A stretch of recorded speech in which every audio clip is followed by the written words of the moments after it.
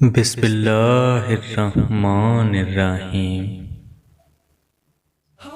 رسول اللہ صلی اللہ علیہ وآلہ وسلم نے فرمایا، جو اپنے والدین میں سے دونوں یا ایک کی قبر کی زیارت ہر جمعے کرے گا اس کی مغفرت ہو جائے گی۔ حضرت خدیجہ رضی اللہ تعالی عنہا نے فرمایا، عورت کے لیے بہترین زیور پردہ ہے، اور پردے دار عورتیں جنت میں میری بیٹی فاطمۃ الزہرا کے ساتھ ہوں گی۔ رسول اللہ صلی اللہ علیہ وآلہ وسلم نے فرمایا، مجھے 6 چیزوں کے ذریعے دیگر انبیاء پر فضیلت دی گئی ہے۔